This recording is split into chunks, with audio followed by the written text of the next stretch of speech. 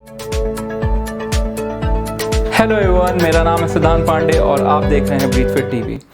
जैसा कि हम जानते हैं कि कीटोजेनिक डाइट में 75% एनर्जी हम फैट से लेते हैं, 20% एनर्जी हम प्रोटीन से लेते हैं और 5% एनर्जी हम लोग कार्बोहाइड्रेट से ले सकते हैं। सो जितना ज़रूरी हमारे लिए ये जानना होता है कि कीटोजेनिक डाइट में क्या खाना चाहिए, उतना ही ज़रूरी हमें ये भी जानना चाहिए कि कीटोजेनिक डाइट में क्या नहीं खाना चाहिए।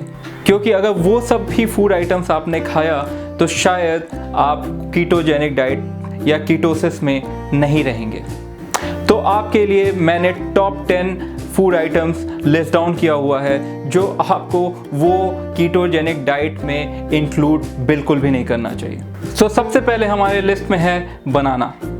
सो बहुत से लोग बनाना को प्री वर्कआउट के वक्त लेते हैं, लेकिन अगर आप कीटोजेनिक डाइट फॉलो कर रहे हो तो आपको इसे स्ट्रिक्टली अवॉइड करना पड़ेगा, क्योंकि एक सिंगल पीस में 30 to 35 gram of carbohydrate available होते हैं जो आसानी से आपको कीटो डाइट से बाहर निकाल सकते हैं। सेकंड नंबर पे आता है मैंगोस, और हम सबको आम खाना बहुत पसंद है, लेकिन अगर आप कीटो डाइट फॉलो कर रहे हो तो आपको आम को पूरा त्यागना होगा, पूरा छोड़ना होगा, क्योंकि एक सिंगल आम में लगभग 50 ग्राम कार्बोहाइड्रेट होते हैं जो आसानी से आपको कीटोजेनिक डाइट से या कीटोसिस से बाहर निकाल देते हैं। तीसरे नंबर पे आता है स्वीट पोटैटोज। कीटोजेनिक डाइट में हम बहुत से वेजिटेबल कंज्यूम कर सकते हैं, लेकिन अगर हम बात करें स्वीट पोटैटो की तो आपको इसे अवॉइड करना पड़ेगा,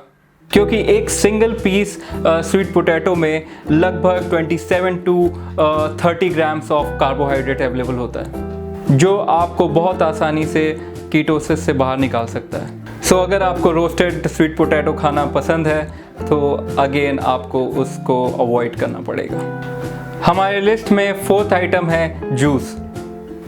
आपको कीटो डाइट में blood sugar spiking fruit juice को पूरी तरह से अवॉइड करना पड़ेगा।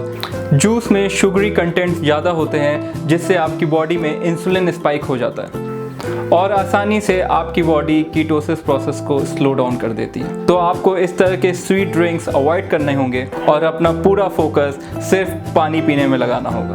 पांचवा फूड आइटम है हमारा पास्ता, और पास्ता आपको कीटोजेनिक डाइट में पूरा रिस्ट्रिक्ट करना होगा, क्योंकि जैसा हम जानते हैं कि कीटोजेनिक डाइट में ज़्यादा से ज़्यादा 20 से 30 ग्राम कार्बोहाइड्रेट ही हम खा सकते हैं, और पास्ता यहाँ पर एक हैवी कार्ब फूड है, और अगर आप वो खाते हो तो कीटो डाइट आप फॉलो नहीं कर रहे हो। मल्टीग्रेन फूड, सो इस तरह के होल ग्रेन फूड्स या मल्टीग्रेन फूड्स आपको अवॉइड करने पड़ेंगे। Sixth is wine. I know there are lots of reason to enjoy a glass of wine, but if you are following a keto diet you should say no to any type of alcohol or wine, क्योंकि अगर आपने wine पिया या alcohol consume किया तो आप keto diet में नहीं रहते हैं। वाइन में हाई शुगर और कार्बोहाइड्रेट अवेलेबल होता है जो आपके कीटोसिस प्रोसेस को पूरा स्लो डाउन कर देगा। Seventh is processed food. हम सबको पता है कि डाइट चाहे जिस तरह की भी हो, लेकिन प्रोसेस्ड फूड नहीं खाना चाहिए। लेकिन अगर आप कीटो डाइट फॉलो कर रहे हो तो प्रोसेस्ड फूड को तो एकदम नहीं खाना है आपको, क्योंकि ये प्रोसेस्ड फूड काफ़ी लो होते हैं फाइबर्स में और कार्बोहाइड्रेट इसमें बहुत ज़्यादा अवेलेबल होता है। सो जितने भी स्ट्रीट फूड हैं, फास्ट फूड्स हैं, आपको वो सब अवॉइड करना पड़ेगा। सो 8th नंबर पे आता है हमारा मेपल सिरप। हम चाहे जिस तरह की भी डाइट फॉलो करें, हम शुगर इनटेक को रिस्ट्रिक्ट कर देते हैं, और अगर आप कीटोजेनिक डाइट फॉलो कर रहे हो तो आपको इस तरह के नेचुरल स्वीटनर भी अवॉइड करना चाहिए। इवन आपको शहद भी कंज्यूम करना अवॉइड करना चाहिए कीटोजेनिक डाइट में। 9th आइटम है कैश्यूज़। कीटो डाइट में हम लोग फैट और प्रोटीन कंज्यूम कर सकते हैं, बट अगर हम लोग ड्राई फ्रूट्स की बात करें तो कैश्यू यानी कि काजू आपको अवॉइड करना पड़ेगा, क्योंकि काजू में भी हाई कार्ब्स अवेलेबल होता है। सो लास्ट आइटम है हमारे लिस्ट में डेट्स।